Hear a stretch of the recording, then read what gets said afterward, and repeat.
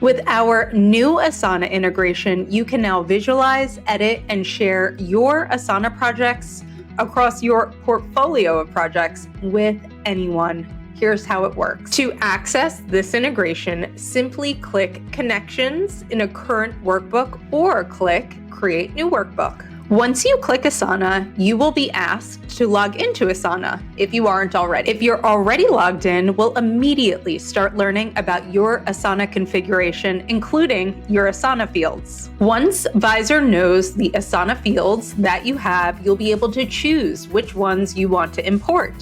We will automatically choose task fields, but you can choose other ones like assignee or due date. Once you choose all the fields that you want to import, hit continue so you can configure your import settings. Visor works exceptionally well as a portfolio management tool, so feel free to import multiple projects into your workbook. Once your Asana data is in a workbook, you can then add formatting and filtering. Remember, Visor imports all nested data, allowing you to show the level of granularity that you want displayed in any of your views, including a Gantt or a dashboard.